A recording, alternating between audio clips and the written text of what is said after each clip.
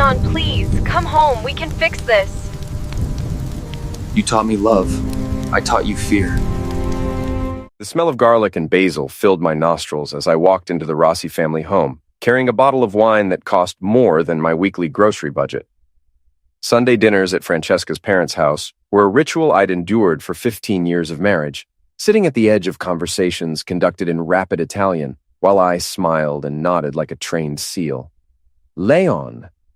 Francesca's mother, Maria, embraced me with the enthusiasm she reserved for tax audits. How nice you could make it. The passive-aggressive dig wasn't lost on me. I'd been working late most Sundays, trying to build my IT consulting business while Francesca climbed the ladder at her immigration law firm. But tonight was different. Tonight, I had a surprise that would change everything. Francesca swept into the dining room wearing a black dress that hugged her curves perfectly. At 44, she was still stunning. The kind of woman who turned heads at restaurants and made other men wonder how a guy like me had gotten so lucky. Her dark hair was pulled back in an elegant bun, and her lips were painted the deep red that had first caught my attention at a college party 20 years ago. "Sorry I'm late," she said, not looking at me. "Client emergency." Another client emergency. They seemed to happen a lot lately, especially on weekends, especially when they required her to dress like she was going to a nightclub instead of an office. Her father, Giuseppe, carved the roast with theatrical precision while launching into his usual complaints about Canadian politics. Francesca's younger sister, Sophia, listened politely, occasionally glancing at me with what looked like sympathy. The conversation flowed around me in Italian, as always, leaving me to focus on my food and wine. Then Francesca's cousin Marco arrived with his wife and kids, and the real show began. "Leon still doesn't speak Italian?" Marco asked in English, his voice dripping with mock concern. 15 years married to our Francesca, and he can't even order pizza properly." The table erupted in laughter. Francesca smiled that tight smile she used when she was embarrassed by me in public. "He's tried," she said diplomatically, "but some people just don't have an ear for languages." "It's not that hard," added her brother Tony, switching to Italian. "Even my 8-year-old speaks better Italian than most Canadians." More laughter. I took a sip of wine and waited. Giuseppe launched into one of his stories about the old country, gesturing wildly with his fork. The family hung on every word, occasionally adding their own commentary. Then Francesca chimed in with a joke that made everyone howl with laughter. "Leon is like a convenient Canadian husband," she said in Italian, her voice carrying that musical quality it only had when she spoke her native language. "He provides the citizenship and the steady income, but he's basically furniture. Very useful furniture that pays taxes and fixes the Wi-Fi." The laughter was louder this time. Even Sophia giggled behind her napkin. Giuseppe raised his wine glass in a mock toast. "To useful furniture," he declared. They were all looking at me, waiting for my usual confused smile and shrug. Instead, I set down my wine glass and looked directly at Francesca. "Almeno questo mobile parla due lingue," I said clearly. "At least this piece of furniture speaks 2 languages." The silence that followed was so complete I could hear the wall clock ticking. Forks stopped halfway to mouths. Giuseppe's wine glass froze in midair. Francesca's face went white, then red, then white again. I continued in perfect Italian, my accent carrying just a hint of the northern dialect I'd been practicing with YouTube videos and language apps for the past 3 years. "And this furniture has been listening to every word you've said for quite some time now, including the conversations you thought were private." Maria dropped her fork. The clatter echoed in the stunned silence. "You speak Italian?" Sophia whispered in English, as if speaking too loudly might break whatever spell had been cast. "Fluently," I replied, switching back to English. Turns out Google Translate is good for more than ordering pasta. Though I have to say, some of the things I've overheard have been quite educational. Francesca found her voice first. "How long?" 3 years. Since you started taking those mysterious work trips to Montreal. Since you began having those late-night phone conversations you thought I couldn't understand. Since you started treating me like I was invisible in my own home. The family exchanged glances. Giuseppe cleared his throat, but I wasn't finished. "I know about Vittorio," I said quietly. Francesca's wine glass slipped from her fingers, red wine spreading across the white tablecloth like blood. The stain grew larger in the silence, and I watched it expand with the same detached fascination I'd felt watching my marriage dissolve over the past year. "I think," I said, standing and placing my napkin on the table, "this is where I make my exit. Thank you for dinner, Maria. It was very illuminating. I walked to the door, feeling 15 pairs of eyes burning into my back. As I reached for my coat, I heard Francesca's voice, shaky and small. Leon, wait. I turned back to see her standing in the doorway, her perfect composure finally cracked. Behind her, the family sat frozen around the dining table like actors who'd forgotten their lines. We need to talk, she said. Yes, I agreed. We do, but not here. Not tonight. Tonight, I think you have some explaining to do to your family about why your convenient Canadian husband isn't quite as convenient as you thought. I stepped out into the cold November air, my breath forming clouds in the darkness. For the first time in months, I felt like I could breathe properly. The weight of pretending to be the clueless husband had lifted, replaced by something sharper and more dangerous. My phone buzzed with a text from Francesca. Please come home. Let me explain. I deleted it without responding and started walking toward my car. The real conversation could wait. First, I had some planning to do. The drive home gave me time to process what had just happened. 15 years of marriage, and I'd just blown it up with a few sentences in Italian. But as I pulled into our driveway, looking at the house we'd bought together when we still believed in forever, I realized the marriage had been dying long before tonight. I'd just finally stopped pretending otherwise. Francesca's BMW wasn't in the driveway when I got home, which meant she was either still at her parents' house dealing with the fallout, or she'd gone somewhere else to think. Knowing my wife, she was probably crafting a legal strategy. Immigration lawyers were good at that, finding loopholes, building cases, controlling narratives. Too bad for her, I'd learned a few things about strategy myself. I went straight to my home office and opened my laptop. Over the past 3 years, while learning Italian, I'd also been learning other skills: computer forensics, digital investigation, how to recover deleted files and trace digital footprints. Amazing what you could learn online when your wife thought you were just playing video games. The hidden phone I'd discovered 2 months ago was just the beginning. Francesca had been careful, but not careful enough. She'd used our shared laptop for some of her communications, thinking deleted browser history meant deleted evidence. She was wrong.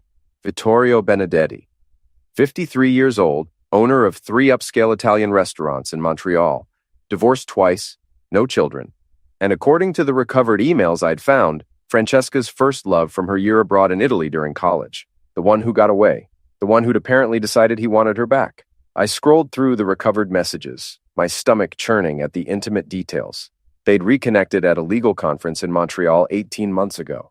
What started as nostalgic drinks had become weekend trips, expensive gifts, and plans for a future that didn't include me. The worst part wasn't the affair itself. It was reading how they talked about me. Il povero Leon. Poor Leon. He has no idea, Francesca had written. He's so focused on his little computer business, he barely notices when I'm gone. My little computer business. The one that paid for her law school loans. The one that funded our mortgage and her expensive tastes. The one that had allowed her to take the pro bono cases that built her reputation while I handled the finances. My phone rang. Francesca. Leon, please. Where are you? Home, I said. Where you should be if you want to have this conversation. I'm coming home now. Don't do anything crazy, okay? We can work this out. Work this out. Like it was a scheduling conflict instead of a complete betrayal of everything we'd built together. I'll be here, I said, and hung up. I had maybe 20 minutes before she arrived. Time enough to make copies of everything I'd found and store them safely. I'd learned that lesson from watching too many movies where the evidence conveniently disappeared at crucial moments. While the files copied to an encrypted drive, I walked through our house with new eyes. The expensive artwork Francesca had bought on her work trips to Montreal. The jewelry she claimed was from grateful clients. The new lingerie I'd found in her dresser, tags still on, in sizes that actually fit her properly, unlike the gifts I'd been giving her for years. I'd been so blind. Or maybe I'd been willfully ignorant, choosing to believe her lies because the truth was too painful to face. The front door opened, and Francesca's heels clicked across the hardwood floor. She appeared in the doorway of my office, still wearing the black dress, but her perfect composure was gone. Her makeup was smudged, her hair escaping its bun. How long have you known? She asked. About Vittorio specifically? 2 months? About you cheating? Longer? She sank into the chair across from my desk. I never meant for this to happen. Which part? The affair or getting caught? Leon, please. I know you're angry. Angry? I laughed, and the sound surprised both of us. It wasn't a pleasant laugh. Francesca, I'm past angry.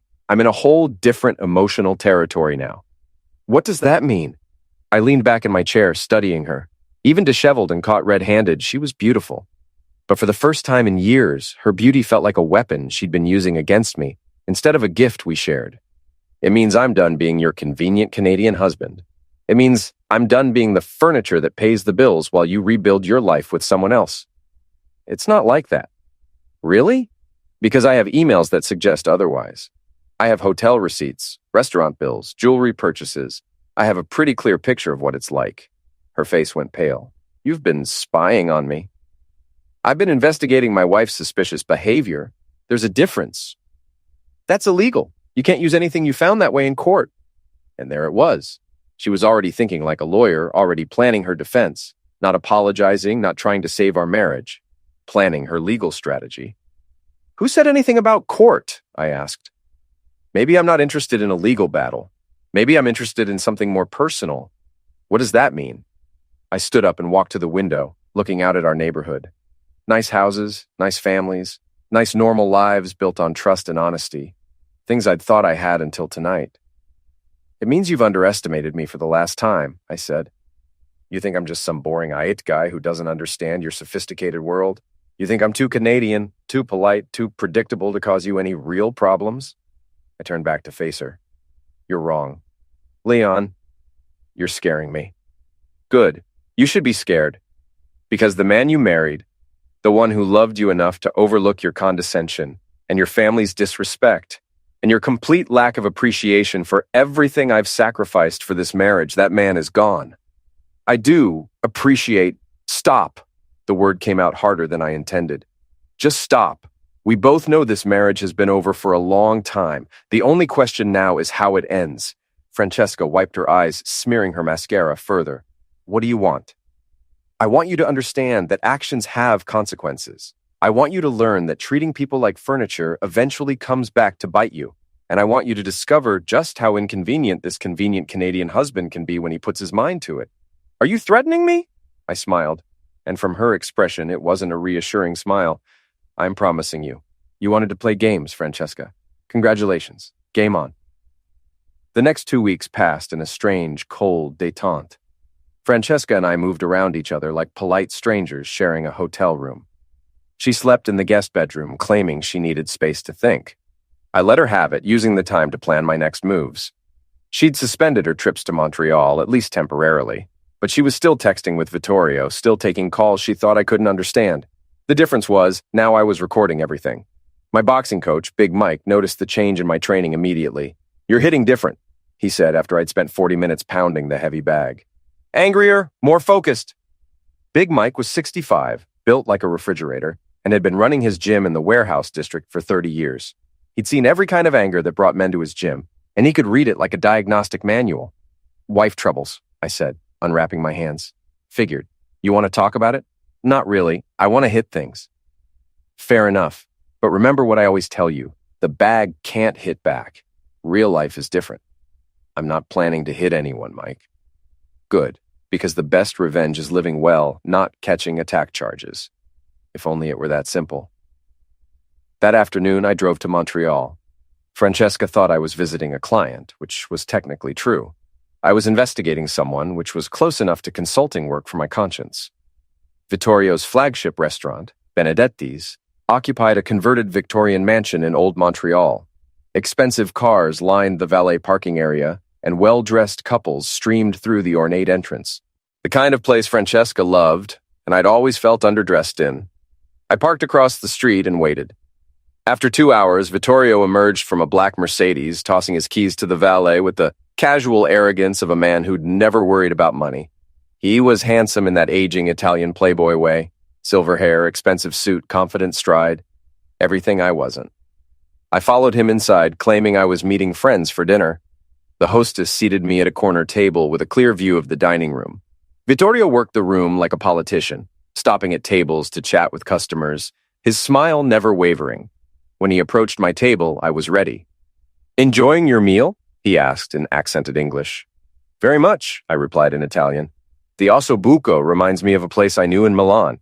His eyebrows rose slightly. You speak Italian well. Are you visiting from Italy? Canadian, I said. But my wife is Italian. She's actually from your area originally, Francesca Rossi, well, Francesca Turner now. The change in his expression was subtle but unmistakable. A tightening around his eyes, a slight pause before he smiled again. I don't think I know her, he lied smoothly. Really? That's strange. She mentioned meeting you at a legal conference. Said you knew each other years ago in Italy. Ah, yes, perhaps. I meet many people at these events. I'm sure you do. I'm Leon, by the way. Francesca's husband. Now his smile became fixed, artificial. Of course, how nice to meet you. Likewise, Francesca speaks of you often. She's quite fond of you. The conversation continued for another few minutes, both of us dancing around what we really wanted to say. He was smooth, I'd give him that. But he was also nervous, and that told me everything I needed to know. When I got home that night, Francesca was waiting in the living room with a glass of wine and what looked like a prepared speech. We need to talk about our future, she said. Okay, talk. I think we should consider a trial separation. Give each other some space to figure out what we really want. And what do you really want, Francesca? She looked down at her wine glass. I want to be happy. With Vittorio, I want to explore my options. Your options? I sat down across from her. That's an interesting way to put it. Very lawyerly. Leon, please don't make this harder than it has to be. Harder than what has to be? You cheating on me? You lying to me for over a year? You humiliating me in front of your family? I never meant to hurt you. But you did hurt me. Repeatedly. Deliberately. And now you want me to make it easy for you to continue hurting me by stepping aside gracefully. That's exactly what this is. You want me to agree to a separation so you can be with Vittorio without the inconvenience of being married. You want to keep your options open in case things don't work out with him. And you want me to be understanding about it. She was quiet for a long moment. What's the alternative? The alternative is that you learn there are consequences for your choices. The alternative is that you discover I'm not as convenient as you thought. You keep saying that. What does it mean? I stood up and walked to the window. Outside, our neighbor, Mrs. Patterson, was walking her dog, living her normal, honest life. I envied her. It means I met your boyfriend today. Francesca's wine glass hit the coffee table hard enough to splash red wine onto the white upholstery. You what? Had dinner at his restaurant. Nice place. He's quite charming. We had an interesting conversation about you. Leon, you can't what? Can't go to a public restaurant? Can't introduce myself to my wife's lover? Can't have a friendly chat about mutual acquaintances? You're being ridiculous. Am I? Because from where I'm sitting, you're the one being ridiculous. You're having an affair with a man who owns restaurants in Montreal, taking trips there every few weeks, spending money we don't have on clothes and jewelry to impress him. And somehow you think I'm the one being unreasonable. She stood up, her composure finally cracking completely. Fine. Yes, I'm seeing Vittorio. Yes, I have feelings for him. Yes, I want to see where it leads. Are you happy now? Ecstatic, I said. Now we can stop pretending. So what happens now? Now you move out. Tonight. This is my house too. Actually, it's not. Check the deed. Check who's been making the mortgage payments. Check who qualified for the loan. Her face went white. You can't do this. I can and I am. You want to explore your options? Go explore them. But you're not doing it from my house while spending my money. I'll fight you on this. Good luck. I'm sure Vittorio will be happy to pay your legal fees. She stared at me for a long moment, and I saw something in her eyes I'd never seen before. Fear. Not of me physically, but of what I might be capable of. Good. She should be afraid. You've changed, she said quietly. Yes, I agreed. I have. The question is, are you smart enough to figure out what that means before it's too late? Francesca moved out 3 days later, taking only her clothes and personal items. She found a furnished apartment downtown, close to her office, and conveniently located for trips to Montreal. I helped her pack, maintaining a polite facade that seemed to unnerve her more than anger would have. You're being very calm about this, she said as she folded her expensive dresses into suitcases. Why wouldn't I be? You're giving me exactly what I want, which is freedom to be myself without worrying about disappointing you. She paused in her packing. I never said you disappointed me. You didn't have to say it. You showed it every day for years. The first casualty of our separation was our social circle. Francesca moved quickly to control the narrative, reaching out to our mutual friends with her version of events. According to her story, we'd grown apart, wanted different things, decided to separate amicably. She painted herself as the sufferer of an emotionally distant husband who'd never really understood her. It was a good strategy. Most of our friends were couples, and couple friends instinctively side with the more social partner. Francesca had always been the one who organized dinner parties, remembered birthdays, maintained relationships. I was the quiet husband who showed up when required and faded into the background. The first affection came from our closest friends, Dave and Jennifer Morrison. Dave had been my best man. Jennifer was Francesca's college roommate. I'd expected them to try to stay neutral, maybe maintain separate friendships with both of us. Instead, I got a text from Dave. "Hey man, heard about you and Fran. Sorry it didn't work out. Probably better if we keep some distance while you guys sort things out." Translation: Jennifer had chosen Francesca, and Dave was following his wife's lead. Fair enough. I'd probably do the same thing in his position. But then I started hearing the stories Francesca was telling about our marriage, how I'd been controlling with money, how I'd refused to learn Italian despite her family's requests, how I'd been emotionally unavailable and unsupportive of her career. The irony was breathtaking. I was controlling because I'd managed our finances responsibly. I was unsupportive because I'd worked extra hours to pay for her unpaid internships and pro bono cases, and I'd refused to learn Italian, except I'd been secretly fluent for 3 years. The lies stung, but they also gave me ammunition. 2 weeks after Francesca moved out, Dave called me. "Look, Leon, I know things are weird between us right now, but Jennifer's having a birthday party this weekend. Small thing, just close friends. We'd like you to come. Will Francesca be there?" "Yeah, but we figured you guys are adults. You can handle being in the same room for a few hours." I almost declined. The smart thing would be to avoid the drama. Let Francesca have our friends, start building a new social life. But I wasn't feeling particularly smart anymore. "Sure," I said. "I'll be there." The party was at the Morrisons' house, the same place where we'd celebrated New Year's Eve for the past 5 years. The same people were there. Our old crowd, the couples we'd vacationed with and shared countless dinners with. They all greeted me with careful politeness, the way you'd treat someone recently diagnosed with a contagious disease. Francesca arrived fashionably late, wearing a red dress I'd never seen before. She looked stunning, confident, like a woman who'd been liberated from an oppressive marriage. The group gravitated toward her naturally, drawn by her energy and charm. I nursed a beer in the corner, watching the social dynamics play out. This was Francesca's element. She was funny, engaging, the center of attention. I was the awkward ex-husband who'd shown up to make everyone uncomfortable. Then Jennifer started telling a story about their recent girls' trip to Montreal, and I perked up. "Francesca took us to this amazing restaurant," Jennifer gushed. "The owner was so charming, such a gentleman. He sent over champagne and everything." "Vittorio is a good friend," Francesca said smoothly. "He takes excellent care of his customers." "Is he single?" asked Sarah, another friend. "Because he was definitely flirting with you." Francesca laughed, but I caught the slight flush in her cheeks. "He's just Italian. They're naturally charming. You should totally go for it," Sarah continued. "You deserve some fun after everything you've been through." I set down my beer and joined the conversation. "Vittorio Benedetti?" I asked in Italian. "The one who owns 3 restaurants in Montreal?" The group turned to stare at me. Francesca's face went pale. "You speak Italian now?" Dave asked, confused. "I've been learning," I said, switching back to English. "Thought it might help me understand my wife better. Turns out it did." Jennifer looked between Francesca and me, sensing undercurrents she didn't understand. "How do you know about Vittorio?" "I met him a few weeks ago. Had dinner at his restaurant. Interesting man. Very charming, like you said. He and Francesca have quite a history together." "Leon," Francesca warned quietly.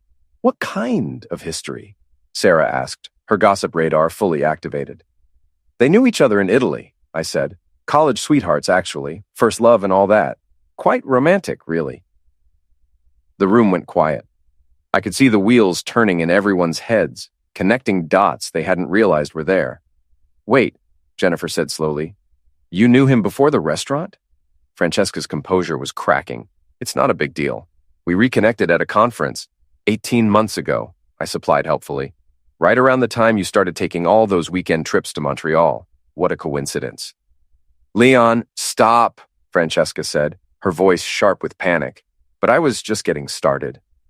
Did you know, I continued conversationally, that Francesca speaks Italian beautifully? You should hear her talk about her marriage. Very entertaining, very honest. What are you doing? Dave asked, uncomfortable with the tension. I'm sharing some things I've learned recently. For instance, did you know that Francesca thinks I'm like furniture? Useful furniture that pays taxes and fixes the Wi-Fi, but furniture nonetheless. The silence was deafening. Francesca looked like she wanted to disappear into the floor. She said that? Jennifer asked, her loyalty to Francesca warring with her shock. In Italian, at her parents' house, along with several other colorful observations about our marriage and my shortcomings. Very illuminating evening. Leon, please, Francesca whispered. Please. What? Please stop telling the truth? Please continue pretending to be the emotionally distant husband while you play the sufferer? Please keep letting you control the narrative about our marriage? I looked around the room at our former friends, seeing their carefully neutral expressions shifting into something more complicated. Here's what really happened, I said. Francesca reconnected with her college boyfriend at a conference. She's been having an affair with him for over a year. She's been lying to all of us about her trips to Montreal, her sudden interest in expensive clothes, her complete emotional withdrawal from our marriage. And when I finally called her on it, she decided I was the problem. Is this true? Jennifer asked Francesca directly. Francesca's silence was answer enough. Jesus, Fran, Dave muttered. Why didn't you just get divorced? It's complicated, Francesca said weakly. It's really not, I replied. She wanted to keep her options open, wanted to see if things would work out with Vittorio before burning bridges with her convenient Canadian husband. I finished my beer and set the empty bottle on the table. Thanks for the party, Jennifer. Happy birthday. I think I'll head home now. As I walked to the door, I could hear the explosion of conversation behind me. Francesca was trying to explain, but the damage was done. Her carefully crafted sufferer narrative had just collapsed in front of our entire social circle. It felt good, better than I'd expected. My phone buzzed with a text as I got to my car. It was from Jennifer. We need to talk, soon. I smiled and started the engine. The war was just beginning. The fallout from Jennifer's party was swift and brutal. Within days, I was getting calls and texts from friends who'd initially sided with Francesca. Jennifer had apparently done some investigating of her own, and what she'd found had shifted the entire narrative. I feel like such an idiot, she told me over coffee. She played us all, made us think you were this cold, distant husband when she was the one having an affair. She's very good at controlling narratives, I said. Comes with the lawyer training. Dave feels terrible. We all do. Is there anything we can do? Just be honest with people about what really happened. I don't need anyone to take sides, but I'm tired of being painted as the villain. But I was lying. I did want people to take sides. I wanted Francesca to feel the same isolation and betrayal I'd felt. I wanted her to understand what it was like when your support system crumbled. The real problem, though, was Vittorio. As long as he was in the picture, Francesca had somewhere to run, someone to comfort her and validate her choices. Someone who made her feel like the sufferer of a failed marriage instead of the architect of its destruction. I needed to remove him from the equation. My opportunity came sooner than expected. Sophia, Francesca's younger sister, called me on a Thursday evening. Leon, can we talk? Privately? We met at a coffee shop downtown, away from the Italian district where everyone knew everyone. Sophia looked nervous, constantly checking over her shoulder like she was afraid of being seen. I need to tell you something, she said. About Vittorio. I'm listening. He's not what Francesca thinks he is. He's not what any of us think he is.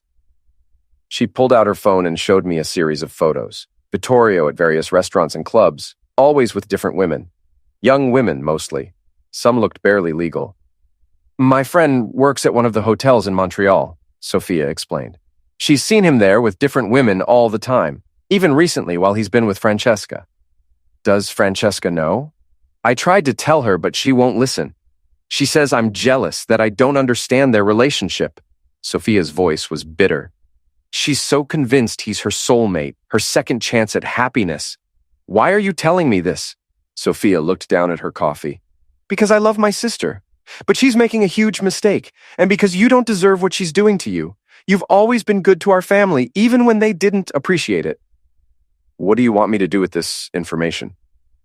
I don't know, but I thought you should know the truth about who she's throwing her marriage away for. I studied the photos more carefully. In one of them, Vittorio was kissing a blonde who couldn't have been older than 25. In another, he had his arm around a brunette at what looked like a private party. The dates on the photos spanned the past 6 months, well into his relationship with Francesca. Can your friend get more information? Names, dates, details? Sophia nodded. She keeps records. Hotel policy. But Leon, what are you planning? I'm planning to give my wife the truth about her soulmate. What she does with it is up to her. But I was already thinking beyond just telling Francesca. Information was power, and I was starting to understand just how much power I'd been giving away by being the nice guy, the understanding husband, the convenient furniture. That weekend, I drove to Montreal again. This time, I wasn't going to Benedetti's restaurant. I was going to his home. Vittorio lived in a converted warehouse in the trendy Plateau district. Expensive cars filled the private parking garage, and the building screamed money and exclusivity. I parked across the street and waited. At 10 p.m., Vittorio's Mercedes pulled into the garage. He wasn't alone. The blonde from Sophia's photos was in the passenger seat, laughing at something he'd said. They disappeared into the building together. I waited until midnight, then walked to the parking garage. The security was minimal, a keypad entry and a few cameras that were more for show than actual surveillance. I'd learned a lot about security systems in my IT work, including how easily most of them could be bypassed. It took me 15 minutes to get into the garage and locate Vittorio's Mercedes. Beautiful car, probably worth more than I made in a year. The kind of car that said, successful, sophisticated, better than you. I pulled out my phone and started taking pictures. The license plate, the interior, the small details that would prove I'd been there. Then I opened the glove compartment. Jackpot. Insurance papers, registration, and a small notebook filled with phone numbers and names. Female names with ratings next to them. Francesca was in there. FR, 8/10. Good for long-term, useful connections. I photographed everything, then put it all back exactly as I'd found it. As I was about to leave, I noticed something else. A small bag tucked under the passenger seat. I pulled it out carefully. Cocaine. Not a lot, just a few grams, but enough to cause serious problems for a restaurant owner if the police found it during a routine search. I put the bag back and left the garage, my mind racing. This was bigger than just an affair. Vittorio wasn't just a cheating boyfriend. He was a pill user who rated women like wine and saw Francesca as a useful connection rather than a soulmate. The question was, what was I going to do with this information? Back home, I spread the photos across my desk and started planning. I could go to Francesca directly, show her the evidence, hope she'd see reason, but she was so invested in her fantasy of Vittorio as her salvation that she'd probably find ways to rationalize it. Or I could be more strategic. I picked up my phone and called Sophia. It's Leon. How would you feel about helping me save your sister from making the biggest mistake of her life? What do you need me to do? I need you to get Francesca to Montreal this weekend. Tell her you want to see this amazing man she's been talking about. Make it seem like you're finally supportive of their relationship. And then what? Then we show her who Vittorio really is. Not by telling her, but by letting her see for herself. There was a long pause. Leon, this sounds dangerous. The only thing dangerous here is letting Francesca destroy her life for a man who sees her as a conquest. Are you willing to help me or not? Yes, Sophia said quietly. I'm in. The trap was set. Now I just had to wait for Vittorio to walk into it. Sophia played her part perfectly. She called Francesca on Friday morning, gushing about how she'd been thinking about what Francesca had said about finding happiness and taking chances. She wanted to meet Vittorio, to see this wonderful man who'd brought such joy back into her sister's life. Francesca was suspicious at first. Sophia had been notably unsupportive of the relationship, but eventually agreed to bring her to Montreal for the weekend. They'd have dinner at Benedetti's on Saturday night, then spend Sunday exploring the city. I drove to Montreal separately, arriving Saturday afternoon. I'd booked a room at the same hotel where Sophia's friend worked, and she'd already provided me with crucial intelligence. Vittorio had a reservation for Sunday brunch with a 23-year-old named Chloe, the same blonde I'd seen him with at his apartment. The plan was simple, but required precise timing. Sophia would keep Francesca busy Saturday night and Sunday morning, then suggest they surprise Vittorio with an impromptu visit for Sunday brunch. They'd arrive at the restaurant just as he was settling in with his other girlfriend. Saturday night, I positioned myself across the street from Benedetti's with a clear view of the entrance. At 8 p.m., Francesca and Sophia arrived in a taxi. Francesca looked radiant. She was wearing another new dress, her hair perfectly styled, her face glowing with happiness. She looked like a woman in love, and for a moment, I almost felt guilty about what I was planning to do. Then I remembered the useful furniture comment, and the feeling passed. Vittorio greeted them at the entrance with his usual charm, kissing Francesca passionately and embracing Sophia like they were old friends. He led them inside, playing the perfect host, the devoted boyfriend, the man who'd rescued Francesca from her boring Canadian marriage.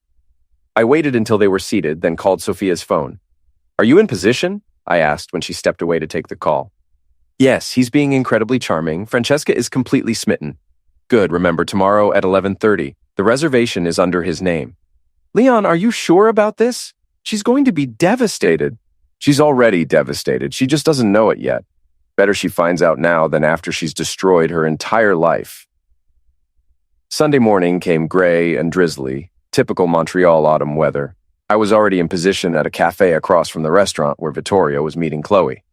At 11:15, his Mercedes pulled up and he stepped out, looking around nervously before heading inside.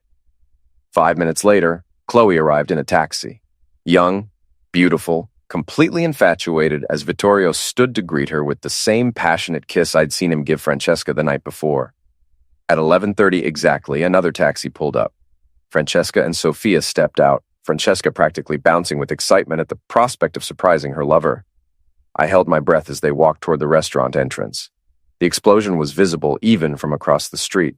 Francesca stopped dead in the doorway, her face cycling through confusion, recognition, and devastation in the space of seconds. Sophia grabbed her arm, whether to support her or prevent her from fleeing, I couldn't tell. Vittorio looked up and saw them, his face going white. He said something to Chloe, who turned to look at the two women in the doorway with obvious confusion. Then Francesca was moving, striding toward their table with the focused intensity of a lawyer approaching a hostile witness. I couldn't hear what she said, but I could see the gestures, the pointing, the way Chloe's face shifted from confusion to understanding to anger. Vittorio was trying to manage both women, his hands raised in a placating gesture that satisfied neither. Other diners were starting to stare as voices rose and the drama unfolded. Then Francesca slapped him. The sound carried even across the street, sharp and final. Chloe threw her napkin at Vittorio and stormed out. Francesca said something else, probably in Italian, probably not complimentary, and followed her out, Sophia close behind. I watched Vittorio sit alone at the table, his carefully constructed world crumbling around him. The other diners were whispering, phones were coming out to record the aftermath. His reputation, his image as the sophisticated restaurateur, was being destroyed in real time. My phone buzzed. "Sophia, it's done. She saw everything. We're going back to the hotel."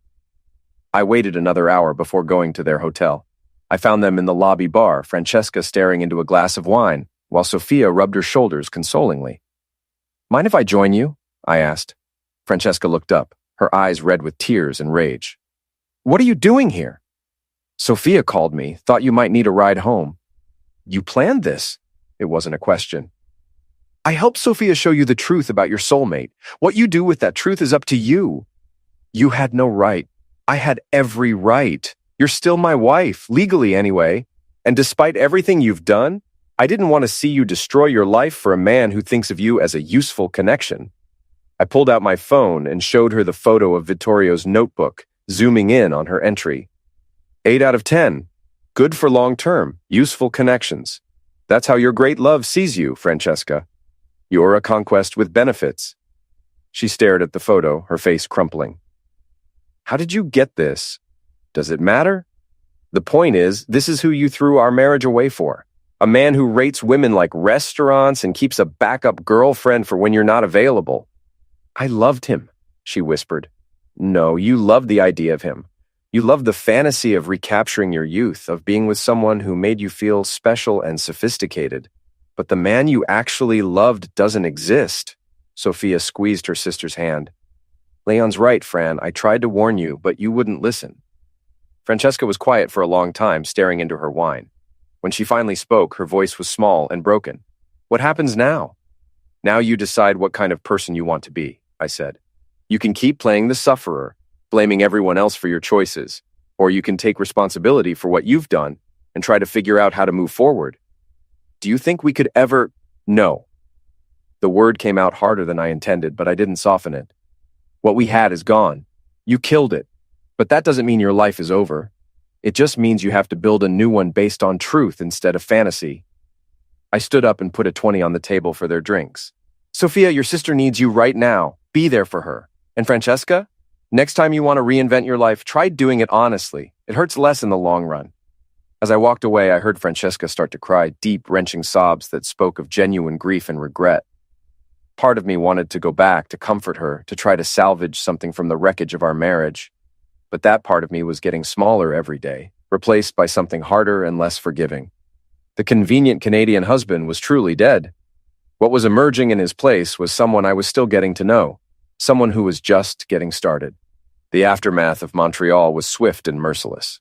By Monday, word had spread through the Italian community about Francesca's public humiliation at the restaurant. The story grew in the telling. By the time it reached her parents, Vittorio had been caught with multiple women and had been thrown out of his own restaurant. Francesca returned to Toronto looking like she'd aged 5 years in one weekend. She moved back into our house without asking, sleeping in the guest room and moving through the space like a ghost. I didn't object. Seeing her broken and humiliated was more satisfying than I'd expected. But I wasn't done yet. The problem with Francesca was that she'd always been able to recover from setbacks by reinventing the narrative. She was a lawyer, trained to find angles and arguments that shifted blame and responsibility. Give her enough time, and she'd find a way to make herself the sufferer again. The woman who'd been deceived by a charming sociopath, who'd been driven to infidelity by an emotionally distant husband. I couldn't let that happen. On Wednesday, I got a call from Dave Morrison. Hey man, Jennifer and I were talking, and we think maybe we should all get together. Clear the air, start fresh. What did you have in mind? Dinner party, this Saturday, just the old crowd. Francesca's been through hell, and you guys are trying to work things out, right? Maybe we can help?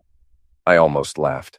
Francesca had clearly been making the rounds, rebuilding her support network, preparing her comeback story. She was probably painting herself as the repentant wife who'd made a mistake and learned from it, who wanted to rebuild her marriage with her understanding husband. Sure, I said. That sounds great. Really, you're okay with this? Dave, I'm looking forward to it. Saturday night arrived cold and clear. I dressed carefully, not too formal, not too casual. I wanted to look like a man who was in control, who was making deliberate choices, rather than just reacting to events. Francesca emerged from the guest room wearing a conservative black dress and minimal makeup. She looked contrite, humble, like a woman who'd learned hard lessons and was ready to rebuild her life on a foundation of honesty. It was a good performance. The dinner party was at the Morrisons' house again, but the atmosphere was different this time. Everyone was trying too hard to be normal, to pretend that the previous month of drama hadn't happened. They greeted Francesca with careful warmth and me with cautious friendliness. Jennifer had prepared Francesca's favorite meal, ossobuco with risotto. The wine was expensive, the conversation carefully steered toward neutral topics. It felt like a wake for our old life, everyone pretending the corpse wasn't in the room. Halfway through dinner, Sarah brought up the elephant in the room. So, are you guys working things out? She asked with the bluntness of someone who'd had too much wine. Francesca reached for my hand across the table. We're trying. I made some terrible mistakes, hurt the person I love most, but Leon's been incredibly patient with me. It takes courage to admit when you're wrong, Jennifer added supportively. It does, I agreed. It also takes courage to tell the whole truth. Something in my tone made Francesca's smile falter slightly. I mean, I continued, it would be easy to just focus on the affair, to make it seem like that was the only problem. But that wouldn't be honest, would it, Francesca? Leon, she said quietly, a warning in her voice. No, I think our friends deserve the whole truth. They've been caught in the middle of this mess, forced to choose sides based on incomplete information. That's not fair to them. What are you talking about? Dave asked. I pulled out my phone and set it on the table. I want to play something for you. It's a recording I made a few weeks ago. Francesca, you might recognize it. Her face went white. You can't. Actually, I can. It's my house, my phone, my recording equipment. And these are my friends too. I pressed play.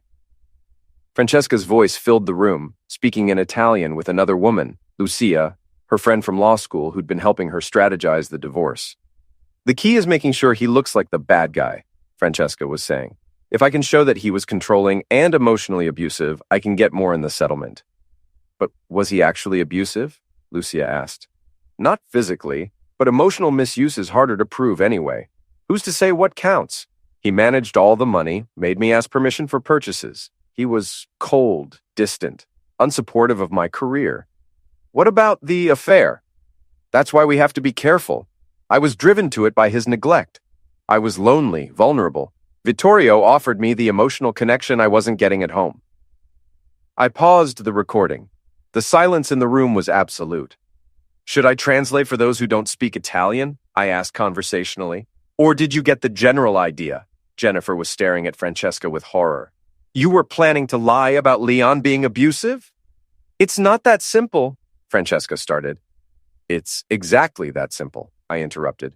You were going to destroy my reputation, claim I was abusive, take half of everything I'd worked for, and paint yourself as the sufferer, all while continuing your affair with a man who saw you as a useful connection. I pressed play again.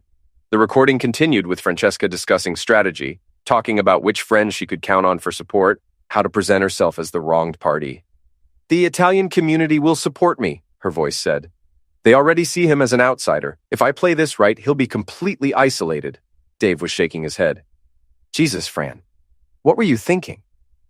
I was thinking about survival, Francesca said, her composure finally cracking completely.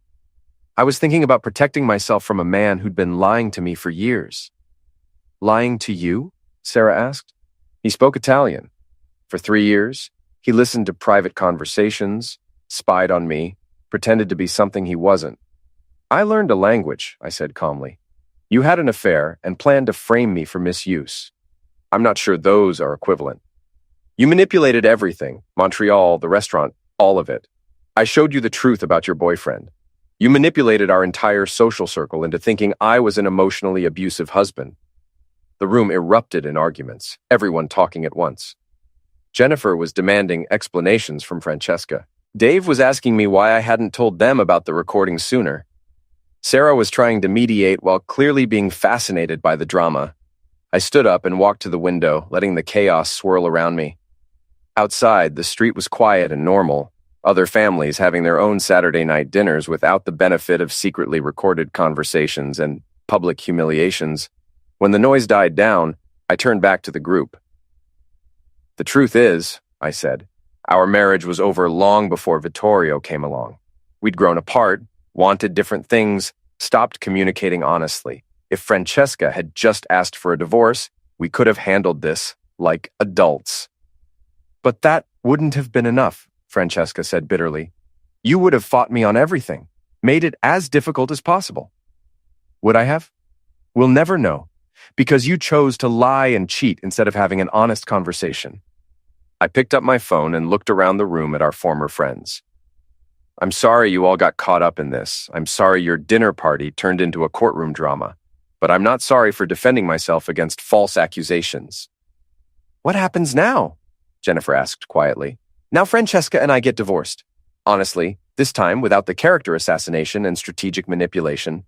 We divide our assets fairly, go our separate ways, and try to rebuild our lives without destroying each other in the process. I looked at Francesca, who was staring down at her hands. Unless you have any other recordings or revelations you'd like to share with the group? She shook her head without looking up. Good, then I think we're done here.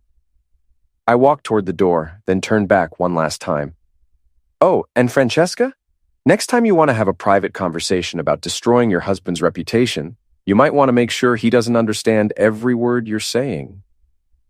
The silence followed me all the way to my car. The divorce proceedings began the following week. Without the false misuse allegations and character assassination strategy, it was a relatively straightforward process.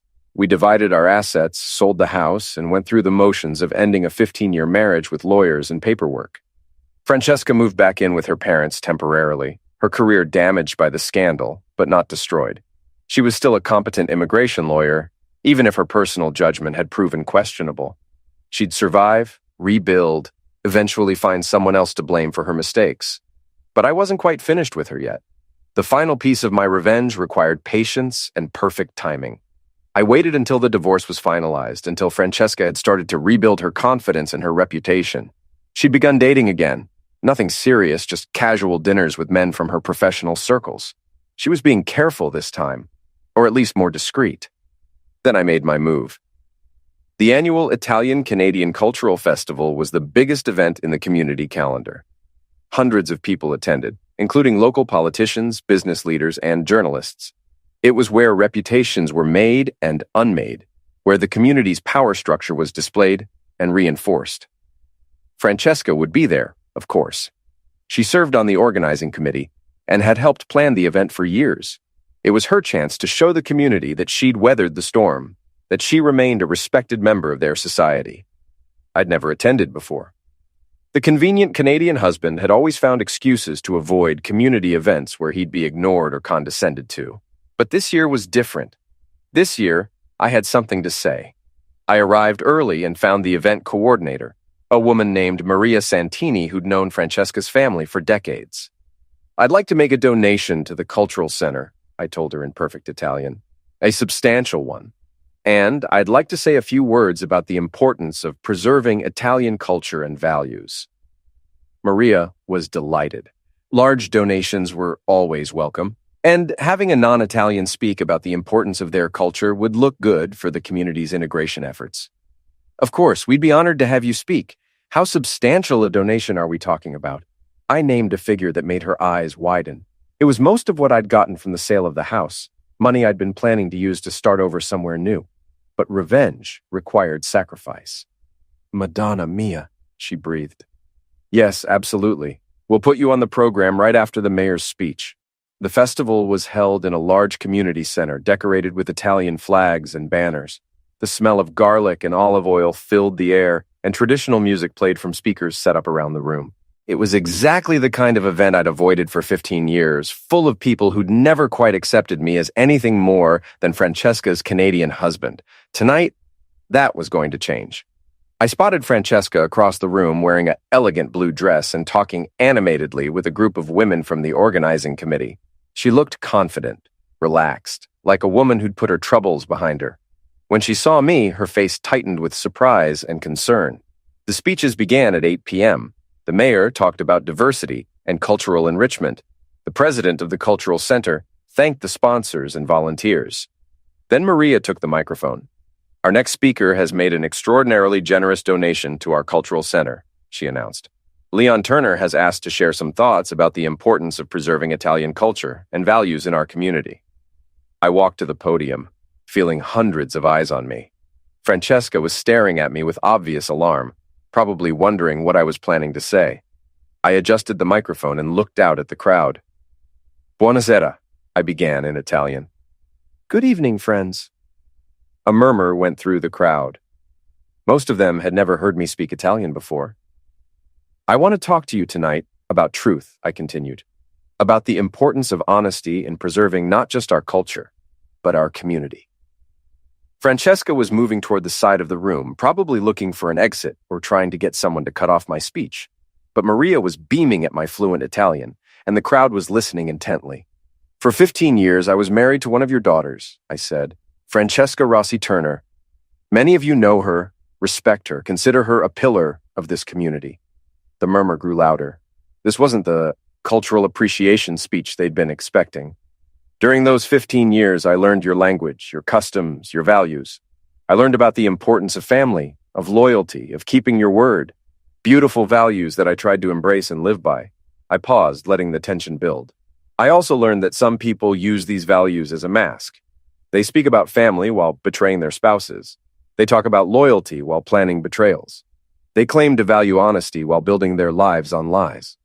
Francesca had reached the side of the room and was gesturing frantically at Maria, trying to get her to stop the speech. But Maria was frozen, unsure what to do with a major donor who was clearly going off script. "Some of you may have heard about the end of my marriage," I continued. "You may have been told that I was a cold husband, emotionally distant, unsupportive of my wife's career and culture. You may have been told that my wife was driven into the arms of another man by my neglect and indifference."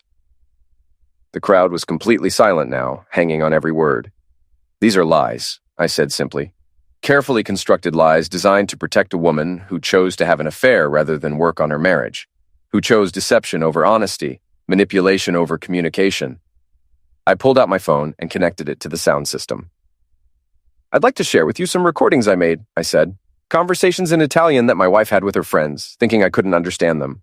Conversations about how to destroy my reputation, how to claim I was abusive, how to turn this community against me." "Stop!"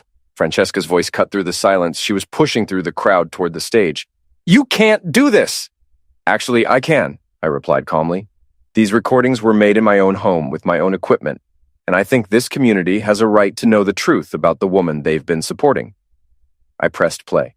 Francesca's voice filled the room, speaking in Italian about her strategy for the divorce, her plans to claim emotional misuse, her dismissive comments about the stupid Canadians who would believe her sufferer story.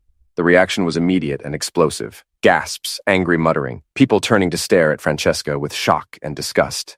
The Italian community valued many things, but honesty and respect for marriage were at the top of the list. "Please," Francesca was saying, having reached the front of the crowd, "let me explain." But I wasn't finished. I played more recordings, her conversations with Vittorio, laughing about my ignorance of their affair, her discussions with Lucia about which community members could be manipulated to support her story, her casual dismissal of our marriage as a convenient arrangement that had outlived its usefulness. By the time I stopped the recordings, Francesca was in tears and the crowd was in an uproar. People were shouting questions, demanding explanations, expressing their outrage at being manipulated and lied to. I waited for the noise to die down, then spoke into the microphone one last time. "I want you to understand," I said, "that I'm not sharing this to hurt Francesca or to seek revenge. I'm sharing it because this community deserves the truth. You welcomed me into your families, your traditions, your celebrations. You treated me with respect and kindness even when I was just the quiet Canadian husband in the corner." I looked directly at Francesca, who was standing frozen in the middle of the crowd, tears streaming down her face. "You taught me about honor," I continued, "about keeping your word, protecting your family, standing up for what's right. These are beautiful values, and I'm grateful to have learned them, even if not everyone in this room has chosen to live by them." I disconnected my phone from the sound system and stepped back from the microphone. "Thank you for listening," I said, "and thank you for teaching me that sometimes the most Italian thing you can do is refuse to let someone make a fool of you." The silence that followed was deafening. Then slowly, someone started clapping. An old man in the back, one of the community elders, who'd always treated me with quiet respect. Others joined in until half the room was applauding. The other half was staring at Francesca with expressions ranging from disappointment to disgust. I walked off the stage and headed for the exit, feeling lighter than I had in months. Behind me, I could hear the explosion of conversation, the angry questions directed at Francesca, the complete collapse of her carefully rebuilt reputation. As I reached the door, I heard Maria's voice on the microphone, trying to restore order, thanking me for my generous donation and honest words. I stepped out into the cold night air and walked to my car, leaving behind the wreckage of Francesca's second attempt at reinvention. This time there would be no comeback. The community that had been her source of strength and identity had heard her true voice, her real opinions about them and their values. She was truly alone now, with no one left to blame but herself. I started the engine and drove away from the community center, away from the Italian district, away from the life I'd built and destroyed and rebuilt again. In my rearview mirror, I could see people streaming out of the building, their animated conversations visible in the parking lot lights. By tomorrow, everyone would know the truth. The convenient Canadian husband had had the last word after all. For the first time in years, I smiled with genuine satisfaction. The game was over, and I had won.